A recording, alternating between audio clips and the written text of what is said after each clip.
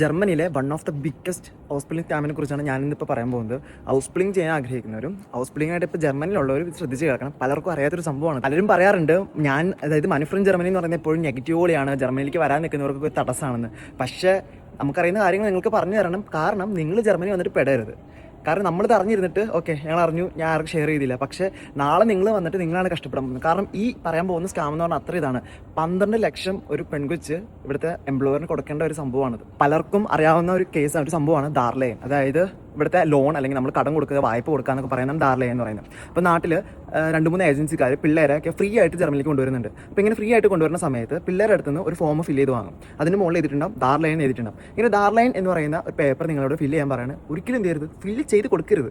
നിങ്ങൾ പലപ്പോഴും നിങ്ങൾക്ക് എന്താ പറയുക, നിങ്ങൾ ജർമ്മൻ പഠിച്ചു കഴിഞ്ഞവരാണ്. പക്ഷേ എന്നിരുന്നാലും ജർമ്മനിയിലെ ഓരോ നോട്ടീസുകളും അതായത് ഫോമുകളൊക്കെ ഫില്ല് ചെയ്യുന്ന സമയത്ത് ഒന്ന് ChatGPT അല്ലെങ്കിൽ നിങ്ങൾ ജർമ്മൻ അറിയുന്നതോട് ചോദിക്കുക. നമ്മൾ ഒരിക്കലും ജർമ്മനിൽ പെർഫെക്റ്റ് അല്ല. പക്ഷേ ചില കേസസ് ഇവിടുത്തെ റൂൾസ് റെഗുലേഷൻസ് ഒക്കെ നിങ്ങൾ അറിഞ്ഞിരിക്കുന്നത് നല്ലതാണ്. ഈ ഡാർലൈൻ നിങ്ങൾ സബ്മിറ്റ് ചെയ്ത് കൊടുക്കുമ്പോൾ ആക്ച്വലി ഇത് ഇല്ലീഗൽ തിങ് ആണ്. പക്ഷേ ഇത് എംപ്ലോയറും ഏജൻസിക്കും തമ്മിലുള്ള ഒരു കളിയാണ്. കാരണം നിങ്ങൾ ഈ ഡാർലൈൻ സൈൻ ചെയ്ത് കഴിയുമ്പോൾ വൺസ് ഇല്ലീഗൽ ഒരു ആക്ടിവിറ്റി സൈൻ ചെയ്ത് കഴിഞ്ഞാൽ നിങ്ങൾ സ്വയം വായിച്ച് സൈൻ ചെയ്ത് കഴിഞ്ഞാൽ അത് ലീഗലായി. കാരണം പിന്നെ നിങ്ങൾക്ക് അതിലൊന്നും ചെയ്യാൻ പറ്റില്ല. നിങ്ങൾ എത്ര വക്കീലിനെ വെച്ച് വാദിച്ചാലും ഒന്നും ചെയ്യാൻ പറ്റത്തില്ല. അപ്പോൾ നിങ്ങളിങ്ങനെ ഡാർലൈൻ ഫില്ല് ചെയ്തിട്ട് ജർമ്മനിക്ക് വന്നു കഴിഞ്ഞിട്ട് നടക്കുന്ന സംഭവം എന്ന് വെച്ച് കഴിഞ്ഞാൽ ഈ ഡാർലൈനിൽ മെയിനായിട്ട് നിങ്ങൾക്ക് ജർമ്മനിയിൽ വരുന്ന ചിലവുകളെ കുറിച്ചാണ് പറയുന്നത്. അപ്പോൾ ഫ്ലൈറ്റ് ടിക്കറ്റ് അത് ഇതെന്നൊക്കെ പറഞ്ഞ് കുറേ ഇതിട്ടുണ്ട്. നിങ്ങൾ റൂമിൻ്റെ ഫർണിച്ചർ ചെയ്ത കാര്യങ്ങളെന്നൊക്കെ പറഞ്ഞ് ഏകദേശം 20,000 തൊട്ട് 25,000 വരെയൊക്കെ എഴുതി വെച്ചിട്ടുണ്ട്.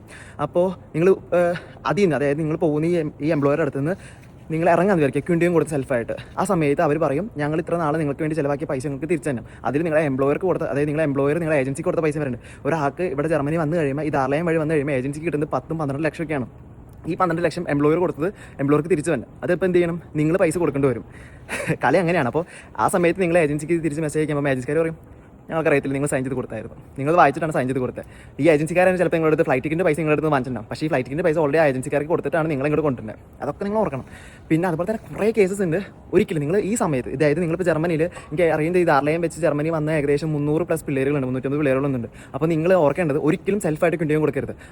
ആർബിറ്റ് കേബേഴ്സ് അല്ലെങ്കിൽ എംപ്ലോയീസ് ട്രൈ ചെയ്യും നിങ്ങളെ കൊണ്ട് ക്വിൻഡിയും കൊടുക്കാൻ വേണ്ടി. അവർ പലപ്പോഴും നിങ്ങൾ ഇമോഷണലി ഡാമേജ് ചെയ്യും കൊളീഗ്സിനൊക്കെ വെച്ചിട്ട്. കാരണം അവർ നോക്കുമ്പോൾ എന്താണ്, നിങ്ങൾ അവർക്ക് ഓക്കെ അല്ല എന്ന് തോന്നുകയാണെങ്കിൽ അവർ പറയും അവരുടെ കൊളീഗ്സിനെ വെച്ചിട്ട് നിങ്ങൾ പരമാവധി സ്ട്രെസ് ചെയ്യിപ്പിക്കും. അപ്പോൾ നിങ്ങൾ ക്വിൻഡിയും കൊടുക്കുമ്പോൾ അവർ പറയും ഓക്കെ നിങ്ങൾ ക്വിൻഡിയും കൊടുക്കാൻ. അങ്ങനെ പക്ഷേ ക്വിൻഡിയും കൊടുത്തു കഴിയുമ്പോഴാണ് സംഭവം ഇതാവുന്നത്. കാരണം ഈ ഡാർലൈനിൽ എഴുതിയിട്ടുണ്ട് 1 വർഷത്തിന് ശേഷം അല്ലെങ്കിൽ 2 വർഷത്തിന് ക്വിൻഡിയും കൊടുക്കുമ്പോൾ നിങ്ങൾ ഇത്രയും പൈസ കൊടുക്കണം.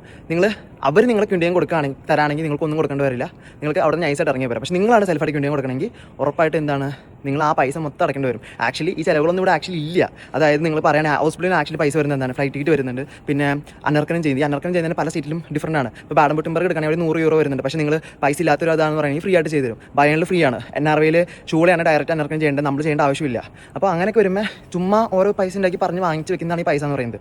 പിന്നെ ഈ സമയത്ത് തന്നെ ഈ ഡാർലൈൻ ചെയ്ത് നിങ്ങൾ ക്വിൻഡിയും വാങ്ങിച്ചാൽ നിങ്ങളോട് അപ്പം തന്നെ റൂമിൽ നിന്ന് ഇറങ്ങാനൊക്കെ പറയും. അങ്ങനെ പല കേസസ് ഉണ്ട്. സോ എന്ത് ചെയ്യാം, നിങ്ങൾക്ക് അതുപോലെ വല്ല സ്ട്രെസ് ആയിട്ടുള്ള സിറ്റുവേഷൻ ഉണ്ടെങ്കിൽ നിങ്ങൾക്ക് ഡയറക്റ്റ് മെസ്സേജ് അയക്കാം, ഞാൻ ഹെൽപ്പ് ചെയ്യുന്നതാണ്. നമ്മൾ ഇതിന് വേണ്ടി ഒരു ഗ്രൂപ്പ് ഓഫ് പീപ്പിൾസ് നമ്മൾ ഒരു പ്ലാൻ ചെയ്തിട്ടുണ്ട്. കാരണം ഇതുപോലെ ഈ പിള്ളേരെ ഹെൽപ്പ് ചെയ്യണം എന്നൊരു മൈൻഡിൽ ഞങ്ങൾ ഇറങ്ങിയിട്ടുണ്ട്. അപ്പോൾ ഇതിനെക്കുറിച്ച് കൂടുതൽ വിവരങ്ങൾ കിട്ടുമ്പോൾ നിങ്ങൾക്ക് ഷെയർ ചെയ്യുന്നതാണ്. ആക്ച്വലി ഒരു പെൺകുട്ടിയിലൂടെയാണ് നമ്മൾ ഈ കാര്യം അറിയുന്നത്. കാരണം അവൾ ഇതുപോലെ 1 ഇയർ കഴിഞ്ഞാൽ അവർ പറഞ്ഞു 1 ഇയർ റിപ്പീറ്റ് ചെയ്യണം. കാരണം ഇവരിങ്ങനെ നീട്ടിക്കൊണ്ടേയിരിക്കും. അപ്പോൾ നമ്മൾ നീട്ടി കഴിയുമ്പോൾ നമ്മളിങ്ങനെ എനിക്കിനി പറ്റത്തില്ല, ഇവിടെ നിൽക്കാൻ പറ്റത്തില്ല. നമ്മൾ ആർബിസിൻ്റെ അടുത്ത് പോയി പറയും ഓക്കെ എനിക്കിനി പറ്റത്തില്ല, ഞാൻ പോകാമെന്ന് പറയും. അവർ പറയും ഓക്കെ നിങ്ങൾ പൊക്കോ. പക്ഷേ വൺസ് ക്വിൻഡിയും കൊടുത്തു കഴിഞ്ഞ് കഴിഞ്ഞാൽ ഓക്കെ മോളെ ഇത് നീ തിരിച്ചടയ്ക്കണം. നമ്മൾ വക്കീലിന് അടുത്ത് കഴിയുമ്പോൾ വക്കീൽ പറയും എനിക്ക് ഇത്ര യൂറോ വേണം, അതായത് €500 വേണം ഫസ്റ്റത്തെ സിറ്റിംഗ്. നമ്മളിങ്ങനെ ഇരുന്നിരുന്ന് ഏകദേശം എനിക്ക് തോന്നുന്നു സിറ്റിങ്ങിന് തന്നെ നല്ല പൈസ വരും. അപ്പോൾ നമുക്ക് ഇവിടെ ഒരു ലീഗൽ ഇൻഷുറൻസ് ഉണ്ടെങ്കിൽ സംഭവം നൈസായിട്ട് പോകും. ഇവർക്കൊരു വിചാരമുണ്ട് ഇവിടുത്തെ ജർമ്മൻസിന്, നമ്മൾ ഇന്ത്യൻസിന് ഇവിടുത്തെ നിയമങ്ങൾ അറിയത്തില്ല, നമുക്കൊരു കോൺഫിഡൻസ് ഇല്ല, നമ്മൾ ഇവിടുത്തെ നിയമങ്ങളായിട്ട് നമ്മൾ ഇത് ചെയ്തിട്ടില്ല. പക്ഷേ നമ്മൾ അതിനനുസരിച്ച് അവരെ തിരിച്ച് ഇത് ചെയ്യുമ്പോൾ അവർ പഠിക്കും. കാരണം ഇവർക്കും ഏജൻസിക്ക് ഒരു വിചാരമുണ്ട് നമ്മൾ ഇവിടുത്തെ നിയമങ്ങളൊന്നും ഇത് ചെയ്തിട്ടില്ല. പക്ഷേ നിയമം അനുസരിച്ച് നിയമമായിട്ട് പോകണം. അപ്പോൾ ഇവർ പേടിക്കും. സോ ഇതിൻ്റെ ബാക്കി വിവരങ്ങൾ നമ്മൾ ഷെയർ ചെയ്യുന്നതാണ്. ഒരിക്കലും നിങ്ങളെ നെഗറ്റീവ് ആക്കുന്നില്ല. പക്ഷേ നിങ്ങൾ അറിഞ്ഞിരിക്കണം ഡാർലൈൻ സൈൻ ചെയ്യുന്നതിന് മുമ്പ് 1-2 വട്ടം ആലോചിക്കണം.